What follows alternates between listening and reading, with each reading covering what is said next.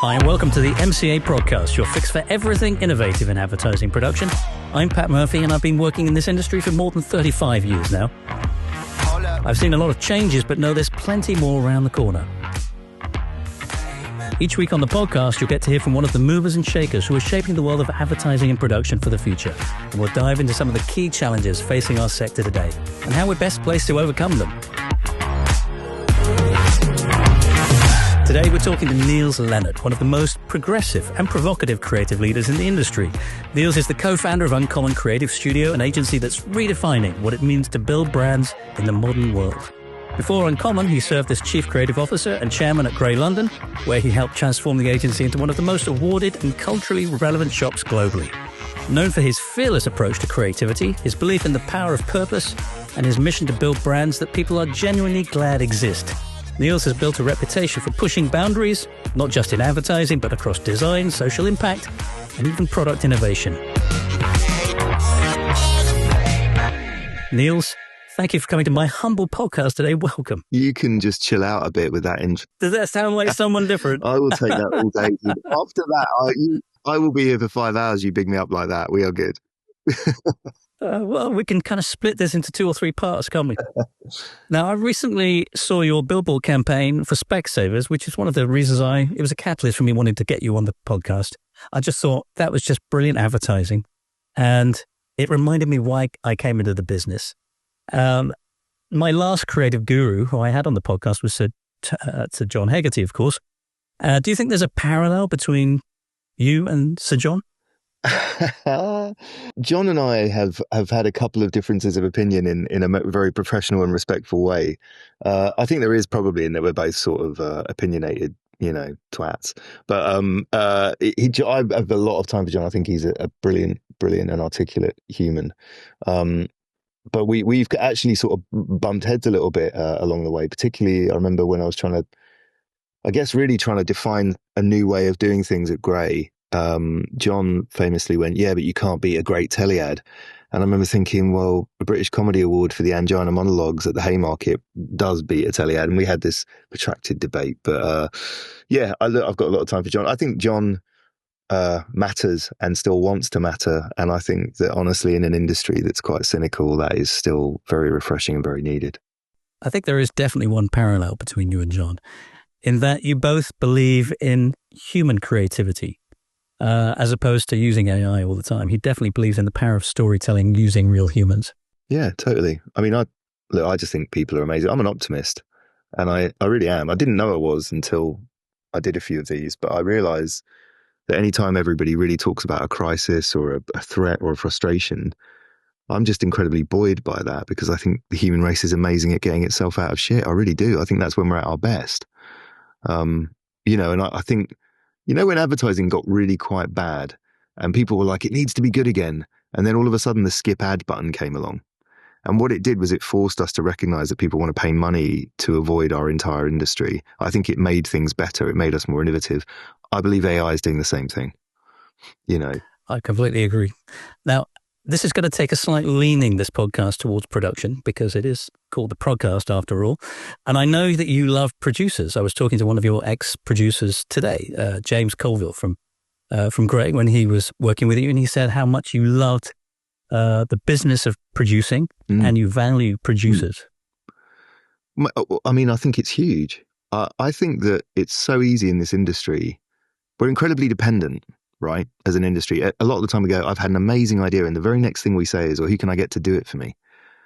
And when you view production in a very different way, if you look at it as a literal distance between the idea you've had and reality, and then you say to yourself, well, what is the distance between my idea and it being reality? And you look at it and you go, well, that's production. Then it changes your entire view of it. So I don't think this studio could be remotely what it is without people like James, without Charlie Gatsky, without Charlie Balmer in New York. The people that literally find a way to make this complete nonsense a reality, and even the BritBox spot we just made, I think what I've learned as well is that when you drive a difficulty and an endeavor into a project that is almost unachievable, it forces you as a group of people to make things that are newer. And I think the way to do that is to have producers that are capable of doing it and trust you and want to do it and have the energy to do it. And so I think production is a superpower. I think if Uncommon had had one superpower, really. It was our ability to actually make, not necessarily even think, just make. Well, we're going to come back onto that a little bit later on. Now, before you joined or kind of formed Uncommon with your other partners, you held the dual roles of Chief Creative Officer and Chairman at Grey London. I'm kind of curious how you navigated the intersection between creative leadership and also that commercial accountability in that role. I learned a lot from a guy called Tor Mirren, who's now at Apple. He was the Chief Creative Officer in Grey in New York at that time. And we differed in opinion on work and types of work and all that. But the one thing Tor taught me was that if you're the creative leader of a company, by proxy, you're the leader, because we're in the business of creativity. And if you believe that to be true, if you believe what you sell as a company is purely creativity, and you happen to be the most senior creative in that job, then you are the leader of the company, or you should assume you are.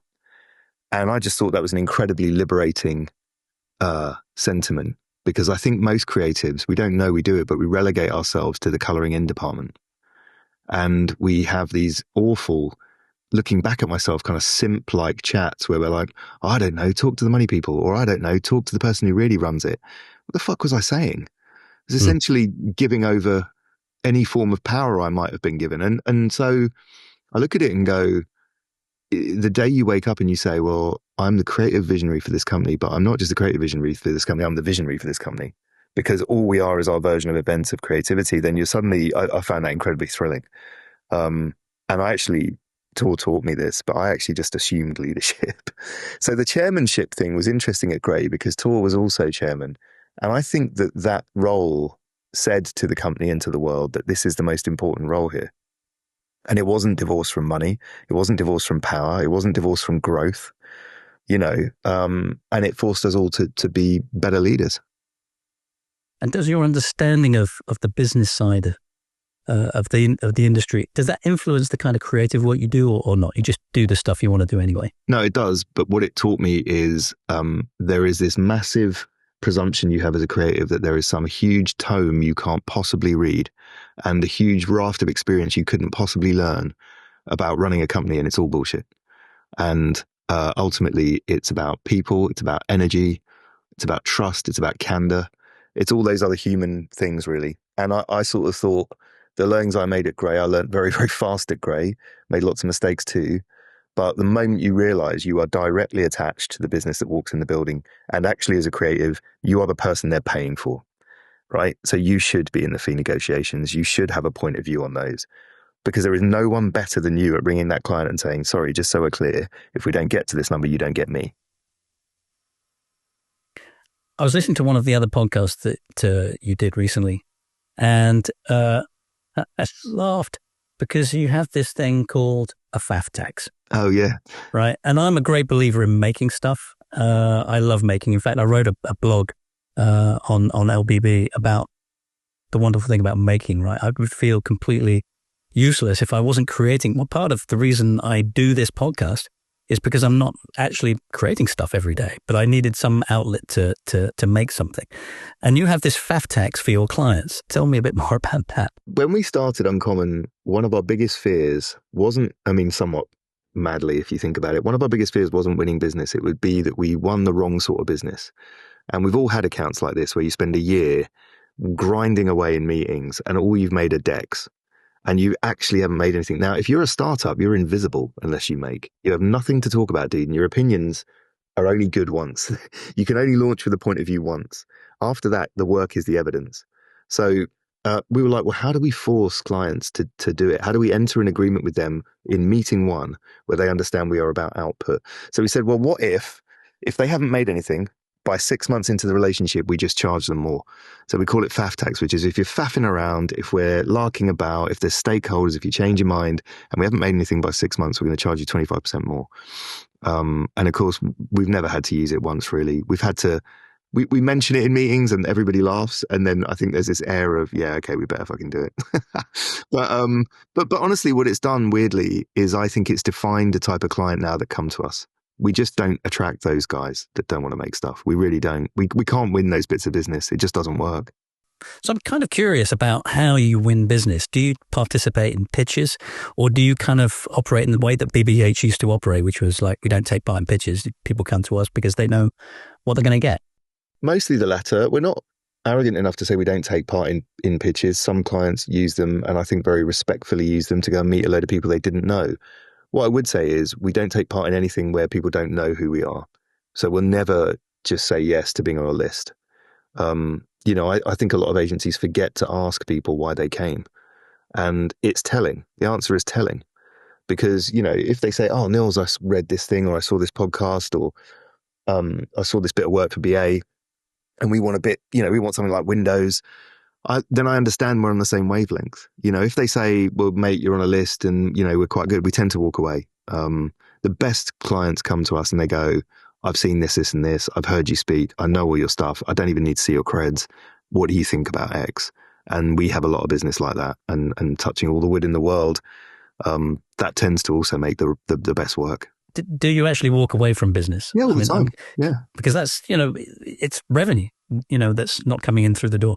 Yeah, but when you look at it like, you can have really bad revenue. You can have really foul, dependent revenue that doesn't just waste your time, but actually holds you back. And when you view it like that as a startup, like imagine someone pays you for your time.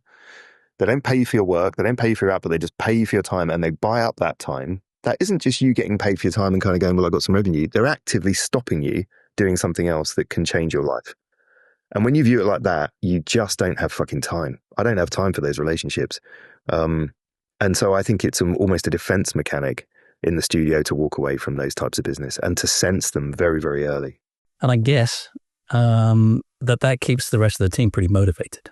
Very. Because they're working on the kind of clients that really want to be with you. That's the spoken deal. The deal is, and we purposefully and mechanically tried to be a magnet for talent. And when you think about talent, what talent want most is to make. They don't actually want money. It's all a load of shit that they don't want the best Mac. They don't want a beanbag. They want to make. And the more they make, the happier they are. And if the spoken deal is, if you come here, you will make great work on great brands and your work will matter and you will be famous. And that's the deal. But you'll work hard. You'll work really fast. You'll do things that push you and make you, push you out of your comfort zone. But the deal is you will make. I think that's the right arrangement. That's the arrangement certainly that works at Uncommon. Where do you find your talent from? Because in our business, we find it more hard to find great talent than it is to find great clients. Would that be the same with you? Yeah, I think that's true. I actually do think that's true. And I told you before, I don't want to be a cynic, but the one thing I'm fighting cynicism around is, I guess what I'd call the exodus of real talent in our business. I look back actually, and I think there's an entire raft of creative leadership that isn't here anymore because they were adopted and stolen by the platforms. And they just go into the mothership and they disappear. By the way, Tor Mirren being one, I love that guy, but he could have run probably the most successful American startup of his generation. Now, don't get me wrong, I'm sure Apple are recompensing him handsomely for his time. But I look at a lot of people and I just go, God, there's a whole generation of startups and companies that would exist that don't now.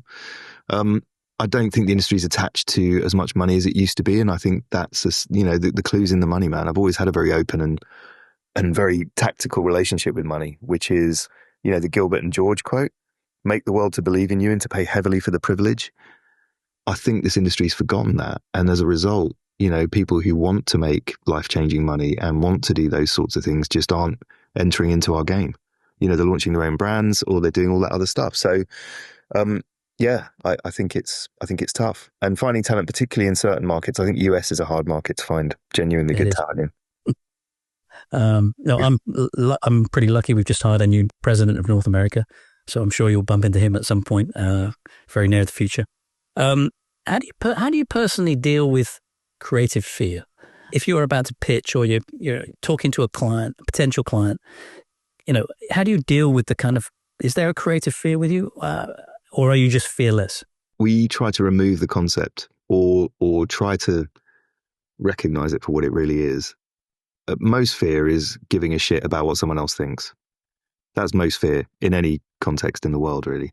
And when you think about it creatively, I told my wife once that I was going to give a talk on creative bravery, fearless thinking or something it was called. And she said, fuck off. She said, you don't get to talk about bravery. Firemen get to talk about bravery. You sell cheese. And I was like, yeah, okay, I mean, what we try to do is, I mean, and I mean this sincerely, we are more scared of not making, and we are more scared of making bad work than we are of anything else. So I think the only fear I would say that I have is not doing our thinking justice, not going in that room and articulating it the right way, not making it to the best of our ability. That's the only thing we're scared of. Let's come back to the production process a little bit, if you don't mind. I've noticed recently, and I don't know how much you get involved in the production process, but I'm seeing creative treatments that come from directors. And they were all looking very similar. They all look pretty samey these days because they're written by treatment writers. Would you prefer to see something that's written by the actual director? Or, maybe what Vaughan and Anthony used to do, they used to send videos in of themselves talking to camera. How would you like to have communication with the director in a way that they can get their ideas across? Yeah, who doesn't? I mean, honestly, nothing beats a phone call. I got on a call with the director the other day and they were just like, look, all this shit aside, I've seen this and this. I think this is actually like an ad from 1997 and that's what I love about it. And, it was that candor and articulation you get in 60 seconds that no treatment can do. I think treatments have become exercises in repeating the strategy back to clients that nothing to do with real vision, actually, a lot of the time. And honestly, man, really, when you talk about people making videos or whatever, what that is energy. That's someone saying, I fucking want this. I worked with Kim Gehrig on a Sirius XM spot in the States that I'm immensely proud of. And I remember Kim's first meeting, she went, no, look at this. She said, look, I could talk to you about a treatment, but I've got 3 dancers you need to look at. And she just showed these movies of these casting tapes she'd made. And I was just like, it's done. It's like, we're in production. We're not even, this isn't a treatment. We're in production. We're making. Yeah. So I was like, that's the fucking arrangement. That's what you want. That's exactly what you want. Fantastic. Now you're based in the US at the moment. And you recently won the award for Agency of the Year 2025 by Campaign US. That's a significant achievement. You've only been there 12 months. Yeah, it's insane. It is actually batshit. Honestly, mate, it was, oh God, I worry about saying things like this because I think I sound like a twat, but we try to mechanize our success and our progress because most people don't. So we try to think and fantasize and manifest. And we look at the industry and we look outside the industry and we create what we call reference points. And in my head, I was like, right, Droga is probably the reference point for a successful agency or studio in the States. If you're in design, it's probably Collins. If you're in advertising, it's Droga. And I was like, well, how long did it take him? And I was like, well, we just have to beat that. So that and that was the deal, dude. And that was it. And so we have worked and chased and grown and crafted and been noisy and done enough to merit it, and I'm sure it's debatable for some people. I'm sure it is, but I would argue that when you look at the output, and I think this is really based on everything we learned in London first time round, we were just like, well, actually, I can accelerate that now. I know what the deal is. I don't need 3 years to do that. I need 1. If it goes well, and thankfully it has. It's not been easy, but that's the deal. Yeah. So I'm over the moon. That team are incredible, man. Sam Shepard in particular, I've got to give a shout out to. He's the creative leader in New York. He's a phenomenal guy, really good thinker, really great leader. Like all the best, he's absolutely lovely, annoyingly. But he's a rascal. He's got this sort of mischief and naughtiness to his thinking that I just find so compelling, and I think some of the work he's made is brilliant. That means obviously the 51% acquisition by Havas hasn't changed your culture. Absolutely not. But that was the deal. So have they had much of an influence over the way you run things or not? Genuinely, I think the bit that most people miss is everyone obsesses about the percentages, but no one really asks about the actual deal. And if you look at the deal, we didn't merge. We haven't been folded into anywhere. We haven't changed our name. Hire and fire people, hire and fire our clients. In fact, they didn't want to mess with it. They want to be a part of Uncommon's journey and are happy to support us in any way we think we need to do that. It's quite scary, actually, dude, because it's the equivalent of someone saying, all right, there you go, here's all the rope. Best of luck. And we were like, oh, shit. It's almost the complete opposite of a private equity deal because they want to come in and they want to have and mess with what you're doing, right? But they seem to have left you alone. And of course, it reconnects you with Vicky, again, back at Havas, do you have anything, do you work together at all again or not? No, we not enough. I love Vix. Havas have some really good people, man. And to be fair, like we've done a couple of bits with them, but we've really not managed, I think, to do that in a big or massively meaningful way yet. But it wasn't really that by design. You know, actually the relationship is very different, and what Havas do is very different to Uncommon. I think if we were very similar, it would be a slightly weird deal to have made. So we but there are some places we come together. We're also learning a lot from, their relationship on the entertainment side of the business, with Canal and all those places. And Yannick in particular, by the way, I don't know if you've met Yannick. He's a really impressive and very real, person. He's a very simple talker, which I can't overstate enough, and I think he loves creativity. The first chat we had, man, we were on this roof somewhere in London, and he talked for about 20 minutes about a case study, for a bit of work. And I just thought, who the fuck else is running a company of that size? And he wasn't just talking about it like, he loved it, and he was critiquing it, and he was telling me, and I just thought, right, okay, this guy gets it.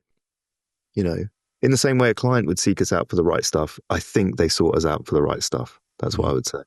So you're in the UK, you're in the US, and you have an office in Sweden as well. Stockholm, yeah. Where else? What's the next?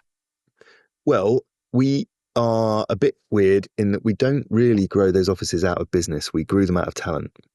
So we happen to have a lot of business in the States, but half our revenue was international 2 years ago, maybe more. And so, when we were looking at it, there wasn't a burning need to open an office there. It just felt like the right thing to do. Like the door was open and there was energy and momentum and we should do it. I found Sam and then built the studio out of Sam. The studio in Stockholm is very similar in that Bjorn Stahl, who runs that studio, I used to work with at Grey. He's one of the most talented creative leaders in the world. Made Moldy Whopper, Swedish Number. He's just impressed. And so really we grew the studio out of Bjorn, and Bjorn said, look, I really want to do this thing. And I wondered to myself, what if the network of the future was born out of talent, not clients? Wouldn't that be interesting? That's the experiment. That's kind of how we run. And somehow, it creates an incredible culture because you're finding the right people first. Yeah. Actually, what tends to happen in our business, we find the right people and then we decide what's the right role for them. That's exactly right. It's kind of, whether you want somebody, but... no, it's true. And you can feel in your bones, can't you, the difference they would make in your organisation. You just know. And I think that's right. You just got to follow that intuition. Most people over-intellectualise this whole business, man. It's crazy. And actually, you just meet great people. You're like, I need to find a way to get them in the fold, and I know good shit will happen.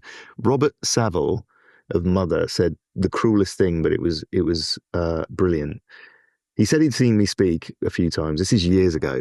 And he said, the difference, Nils, between when you're good and when you're crap is you're crap when you're trying to impress clients. I've seen you try and do that. And he said, you're really good when you're just speaking about talent and about the motivating talent of what you think, And he said, so just do that. And then I took a step back and thought, well, what if I engineered a whole business around that? What if all I was trying to do at the top of the ladder was make a place that talent wanted to be most?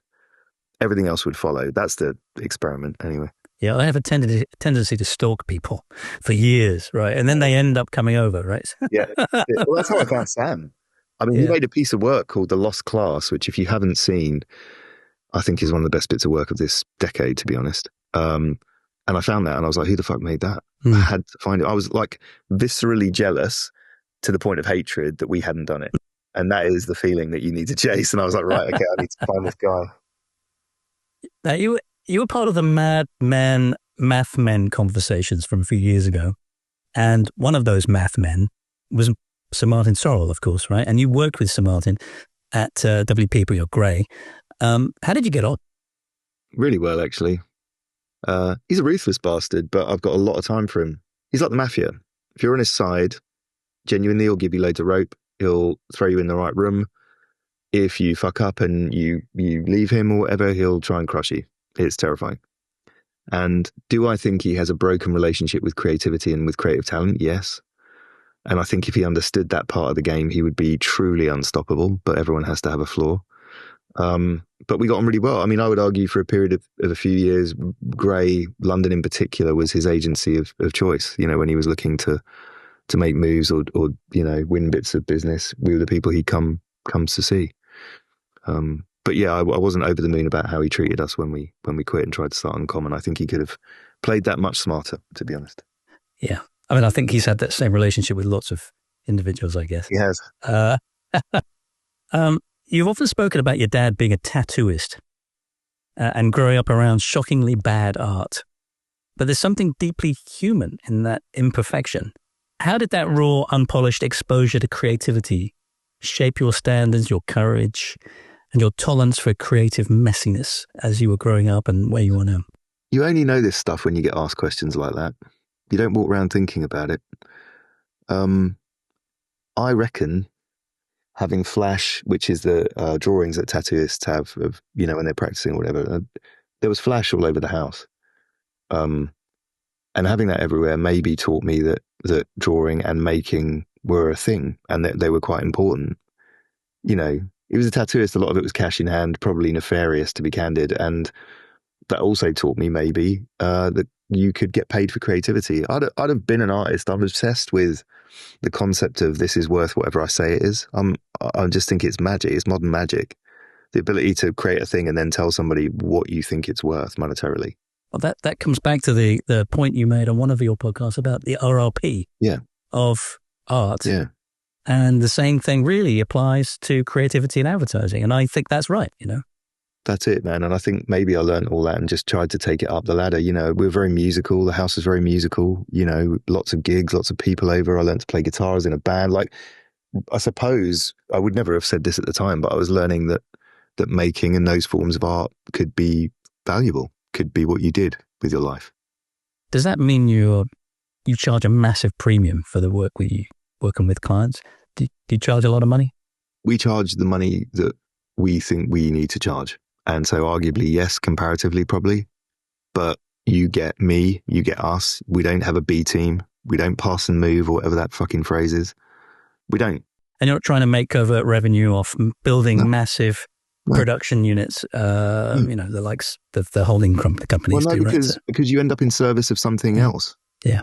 I mean that sincerely. You end up selling things that aren't creativity. Now, that's fine, but that's not what we set out to do. People ask us this question in pitches, okay, so say we won, how do you actually have space and how do we actually do this? And, and everyone always says, oh, we've always got people, we can always do it. And it's just nonsense. The honest answer to that is we're going to say no to some other stuff. If we do this, we're going to say no to probably 2 or 3 other things and we're going to focus on you. So this better be fucking what you say it is. That's the honest answer. And that's what we say to people, which is, okay, if you want this and we think this is getting on really well and the energy is good, we will simply just say no to other things and we'll put our best people on it. And that's what we do.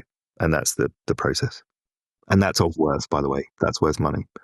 It is worth money. And I always argue that with our clients' procurement teams. I say, look, pay well for great creative ideas, right? You can buy all the other stuff and you can do whatever you like with the other stuff, but pay brilliantly for creative ideation, right? And if your agency is doing a great job, then make sure they get remunerated fairly. But it's sometimes a hard conversation to have, though, right? Because everybody wants to commoditize this stuff. Well, they do, and bless them, they don't mean to, but they're trying to systemize it, and they're trying to make it understood and understandable. This is what I mean about Martin. We had I'm going to tell you something I've not told anybody else. I won't tell anybody, I promise. Well, okay. This is a little bit just anybody who's listening to this. This is a bit offensive, so I'm just going to say it. There was this strategy, I think, in play at WPP at that time that we horrendously referred to as more cunts. And that's a horrendous thing to say, but what we meant by it is, if you don't like these guys, well, we got more. If you don't like them, we got more. We got other ones. And it was literally, I overheard conversations like that. And it was like, that is not it. And I thought to myself, well, how am I an irreplaceable part of this company if we're simply just more C words? And we spelt it in a German way with a K, by the way. It was like as if it was a company, But it was like, that is not it. And in a world that tries to behave like that, we've tried to make a company that can't possibly be just more. We're just this, we're other. And that's where the name and all the whole essence came from, is we are this thing over here and you don't have to like it, but it's fucking good, and you can either have it or not, but this is what it's worth. And it was about trying to carve that space out, I suppose. Tell me about the Iggy Pop story. I love that man. Really love him. He nicked your idea though, didn't he? Well, he sort of did, yeah. I mean, but bear in mind, so I was going to interview Iggy. I've always merchandised myself and us and all the above. I thought, God. And by the way, when I interviewed Iggy at Cannes, it was the year, I don't know if you remember this, where everyone was dying. So Bowie had died, like, all our heroes, frankly, were dying. And this sounds awful, but I said this to Iggy. I was like, look, I want to talk about death a bit and about, and I said to him on a text, dude, would you ever think about recording something for me? And his manager was like, what? And I said, can you read, Do Not Go Gentle, by Dylan. And I thought, God, wouldn't that be an amazing trailer? And wouldn't it be brilliant to play that before we came out? And he read it and it's fucking phenomenal. And I set it to some of his music and that we used it as a trailer. Anyway, about 2 years later, it was on his album. And I was like, all right, I didn't get a credit. Although he was interviewed on the BBC and he called me, he said some ad man gave me the idea. He did say that once, bless him. And you didn't get any royalties. There's no royalties for you. Sadly, no. If you're going to get ripped off by anybody, it might as well be him, eh? Dude, 100%. I was like, I tell you what was lovely is when he sent me the recording, I didn't get a yes back. I just got Henry, who's his manager, who's a lovely guy too. He just said, look, I'll ask him. And then it went quiet for like weeks. And then I get this text on my phone. It's a voice note. And he's in a park or something and I can hear birds and Iggy just reads it. And I was like, this is nuts. So cool. So, just said it. But he's a lovely man. He's a genuinely lovely human, Iggy. Very, very warm, very smart, very generous. That's great. You mentioned Cannes, though. You're going to Cannes again this year? I shall be, yes. Good stuff. Yeah. You're very welcome to come down to our presence on the Little Black Book Beach. We'd love to have you down there. Well, I'd love to. That'd be cool. It'd be really cool. Now, as part of my research on you, as I said, I've been talking to lots of people, this time to Janet Markwick, right?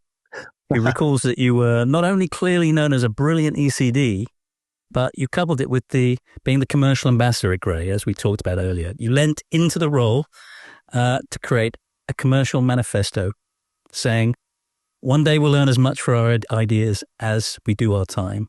And you coined the phrase, let's find ways to earn money while we sleep. And that kind of turned into the Volvo campaign that you were doing, the Volvo Life Paint campaign. Can you just explain a little bit more about how that worked? Because it was not the normal arrangement, was it, with a client? No, definitely wasn't. By the way, Janet is incredible. When I first met Janet, I really wasn't sure about her because she was so business. So she's all business. And then I realized I'd never met anybody who loved what she did more than her. She's so ferocious about it. And when she found herself via David Patton in this incredibly creative space, I think she was just thrilled every day to be thinking about ways to make money in that environment, by the way. So I thought she was great. There was a lot of talk, at that time about, not just about different ways to make money, but I certainly had an itch to scratch around our relationship with clients.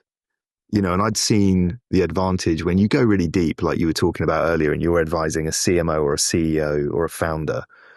You're like, I'm not at that point in the service industry at all. I'm on speed dial on a Sunday because something's gone wrong and they want a narrative that's going to run in the Financial Times on Monday.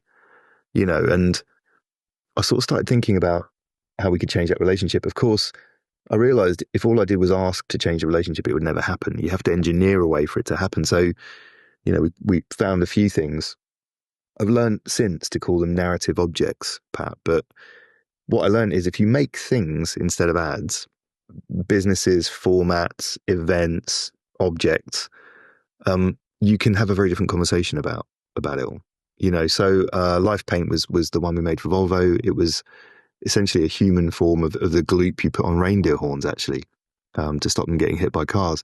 But we productized it. It's got a part number now. It's sold in Volvo dealerships, and that began a conversation around our role really with clients and how we might get paid. That's manifested at Uncommon in the form of the accelerator we have. We have a lot of our own brands now, from Halo Coffee to Sex Brand to all the brands that have been through Unrest. It struck me lastly on that, and there's only so long we can keep begging clients to be the brands we wish they were. And I was just frustrated by that. And I thought, well, Life Paint took me a year to sell. Why did it take me a year to sell? What was I doing? If I could go back and do that again, I would have just done it. And then I'd have said to Volvo, we're doing this. We are doing this. It's happening.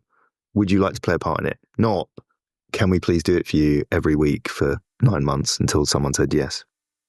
Niels, you come across with such huge passion to me. And like you, I've had a huge passion for what I've been doing for the last 30 odd years, 35 years. And to the point where I get out of bed in the morning and it's not a job, right? I can honestly say I've never had a day's work in my life because it's so fun and interesting and every day is different. Do you feel the same way? Or is it more like work for you? I mean, do you have a switch off at the mind? I don't have a switch off at the end of the day. It all just merges. Personal stuff, work-life stuff just merges into one. How do you feel about it? I think the merging to one bit is heading somewhere else. But I think the former thing you just spoke to, you should teach to your children and anyone that will listen, because I actually think it's the secret to life. I think if you can wake up and make your work and the endeavor and trying, if you can make that something you really are rewarded by, I think that's the game, isn't it? Isn't that what it's really actually maybe all about? It's trying to get through it all and enjoy it. I love it. Yeah, really. And I think that what I've learned is I have to grow and learn though. Otherwise I wake up and I don't love it actually. And that creeps up on people, I think. I suppose that comes on to the next question is, what is your best advice for the newbies coming into the industry? Need less people. Be completely powerful. Learn to cut, edit, illustrate, learn to sell, learn to talk, learn to reach out, have absolutely no fear because no one is thinking about you. You've nothing to lose. No one gives a flying fuck about you. So you have absolutely nothing to lose. Contact journalists, build a network, make your own audience, need nobody. That's such great advice. And one of those things is storytelling, because Sir John actually said, everybody needs great storytellers, whether it's presenting on stage, whether it's being able to pitch something, whether it's talking to your kids, you have to be able to tell great stories. And that's what I'm teaching my kids at the moment. So, and they're better than me. That's the best, isn't it? John is a great storyteller. Do you know who's better? Thomas Heatherwick. He is the most articulate human I've probably ever met. And I don't know if you've heard this, but I told this story to someone else. He was asked at a 30 Club thing, which is an ad thing. Someone said, Thomas, you're renowned as a wizard in the boardroom. You know, how do you do it? How are you so good at selling? He said, you guys in advertising are obsessed with selling. He said, but let me ask you this. He said, if someone gives me £1 million to come up with an idea for them, they give me £1 million, and I can't tell them about the idea in a way that doesn't just make them want to do it, but make them have to do it. How could that be their fault? How? And I was like, fuck. And I suddenly realized all this talk of brave clients, and then the client said no, and then whatever, how could we possibly blame them? And so the conversation at Uncommon is the work is half the job. You know, Alexander McQueen used to say that the clothes were half the job. The runway, the fame, the moment, the stunt, how he told the clothes to the world was the other half. And I think half our job is the idea, and the other half is articulating that in a way that makes people have to do it. And I think if we can't do that, then we're actually not doing our jobs. I think any creative that removes themselves from believing that storytelling is a critical part of their job is giving themselves away into depression. I agree with you wholeheartedly. You know what? When coming to a near end to this podcast, Niels, which is, I mean, I could talk to you all day now. Thank you. Frankly, and we're going to have to do that over a beer in Cannes, I guess. Finally, the question we have to ask all of our guests, since it's become one of the highlights of the podcast, what's your favorite ad of all time? It used to be Meet the Superhumans, but do you know what? If it were like Desert Island Discs, there is an ad that I cannot watch without it fucking me up, and it's Macmillan, Whatever It Takes. And I will test anybody to Google that now, watch the 1 minute 30 version, and there's just literally no way you won't be in tears. It's physically impossible to not weep at that piece of work. And it's not clever. You know, someone will be like, what was the script? It's absolutely irrelevant. It is a fucking immortal piece of film. It's brilliant.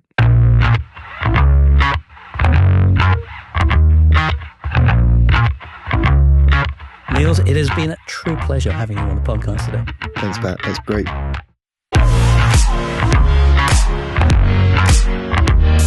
Today we talked to Niels Leonard, one of the most progressive and provocative creative leaders in the industry.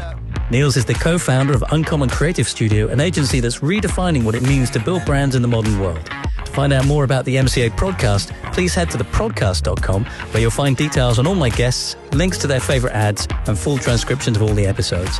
If you're enjoying our podcasts, please like, share, and leave a review. It's how everyone can find us. I'm Pat Murphy, CEO of MCA. Do come and connect with us on LinkedIn or Instagram, of which all the links and the notes for this episode will be there. We'd love to hear from you. Thanks again to Niels, my team at MCA, and my production team at What Goes On Media. Until next time, keep making, keep questioning, and keep pushing the industry forward. Thanks for listening.